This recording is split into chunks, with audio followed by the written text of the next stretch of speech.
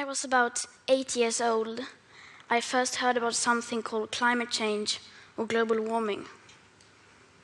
Apparently that was something humans had created by our way of living.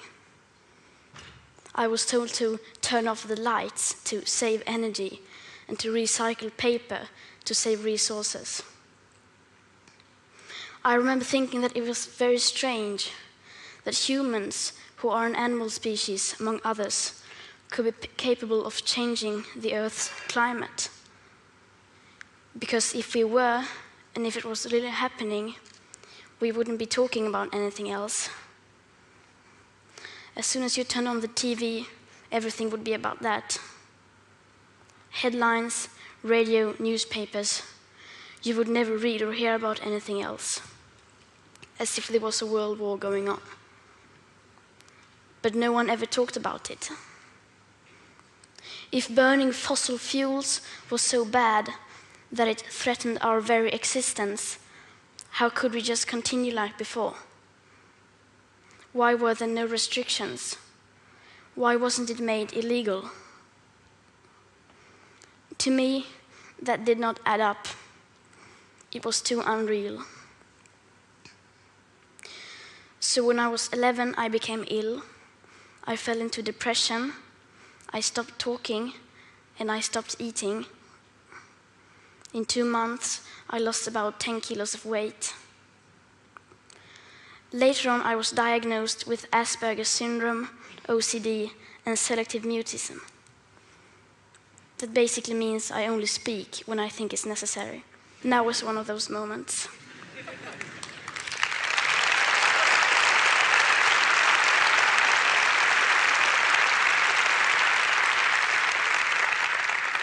For those of us who are on the spectrum, almost everything is black or white. We aren't very good at lying, and we usually don't enjoy participating in the social game that the rest of you seem so fond of. I think in many ways that we autistic are the normal ones, and the rest of the people are pretty strange. Especially when it comes to the sustainability crisis, where everyone keeps saying that climate change is an existential threat and the most important issue of all, and yet they just carry on like before. I don't understand that, because if the emissions have to stop, then we must stop the emissions. To me, that is black or white. There are no gray areas when it comes to survival. Either we go on as a civilization or we don't. We have to change. Rich countries like Sweden need to start reducing emissions by at least 15% every year. And that is so that we can stay below a 2-degree warming target. Yet, as the IPCC have recently demonstrated, aiming instead for 1.5 degrees Celsius would significantly reduce the climate impacts. But we can only imagine what that means for reducing emissions. You would think the media and every one of our leaders would be talking about nothing else, but they never even mention it. Nor does anyone ever mention the greenhouse gases already locked in the system, nor that air pollution is hiding a warming, so that when we stop burning fossil fuels, we already have an extra level of warming, perhaps as high as 0.5 to 1.1 degrees Celsius. Furthermore, does hardly anyone speak about the fact that we are in the midst of the 6th mass extinction, with up to 200 species going extinct every single day.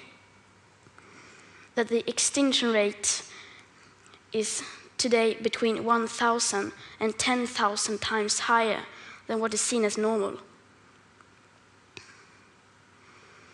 Nor does hardly anyone ever speak about the aspect of equity or climate justice, clearly stated everywhere in the Paris Agreement, which is absolutely necessary to make it work on a global scale. That means that rich countries need to get down to 0 emissions within 6 to 12 years with today's emission speed. And that is so that people in poorer countries can have a chance to heighten their standard of living by building some of the infrastructure that we have already built, such as roads, schools, hospitals, clean drinking water, electricity, and so on. Because how can we expect countries like India or Nigeria to care about the climate crisis if we, who already have everything, don't care even a second about it or our actual commitments to the Paris Agreement? So, why are we not reducing our emissions? Why are they in fact still increasing? Are we knowingly causing a mass extinction? Are we evil? No, of course not. People keep doing what they do because the vast majority doesn't have a clue about the actual consequences of our everyday life. And they don't know the rapid changes required. We all think we know, and we all think everybody knows, but we don't. Because how could we? If there really was a crisis, and if this crisis was caused by our emissions, you would at least see some signs. Not just flooded cities, tens of thousands of dead people, and whole nations leveled to piles of torn down buildings. You would see some restrictions, but no. And no one talks about it. There are no emergency meetings, no headlines, no breaking news. No one is acting as if we were in a crisis. Even most climate scientists or green politicians keep on flying around the world, eating meat and dairy. If I live to be 100, I will be alive in the year 2103.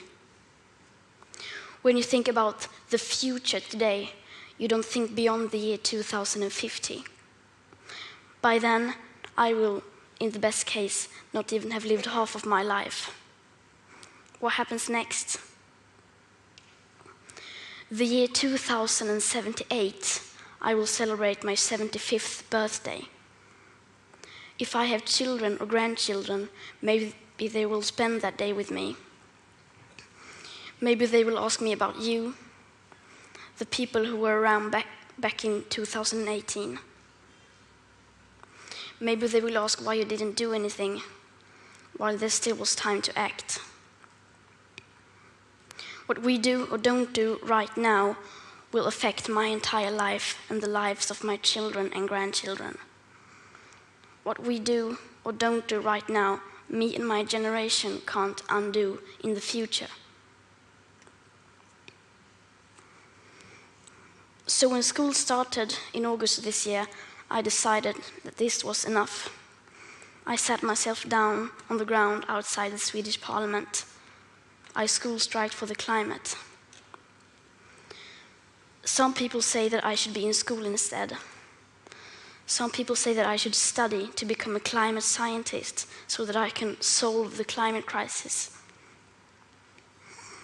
But the climate crisis has already been solved. We already have all the facts and solutions. All we have to do is to wake up and change. And why should I be studying for a future that soon will be no more, when no one is doing anything whatsoever to save that future? And what is the point of learning facts within the school system, when the most important facts given by the final science of that same school system clearly means nothing to our politicians and our society? Some people say that Sweden is just a small country and that it doesn't matter what we do. But I think that if a few children can get headlines all over the world just by not going to school for a few weeks, imagine what we could all do together if we wanted to. Now we're almost at the end of my talk.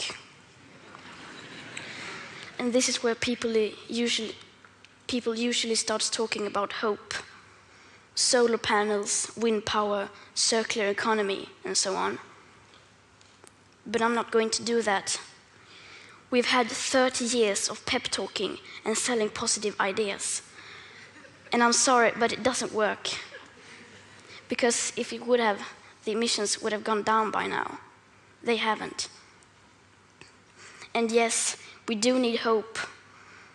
Of course we do. But the one thing we need more than hope is action. Once we start to act, hope is everywhere. So instead of looking for hope, look for action.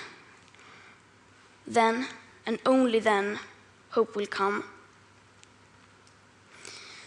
Today, we use 100 million barrels of oil every single day. There are no politics to change that. There are no rules to keep that oil in the ground. So we can't save the world by playing by the rules, because the rules have to be changed. Everything needs to change, and it has to start today. Thank you.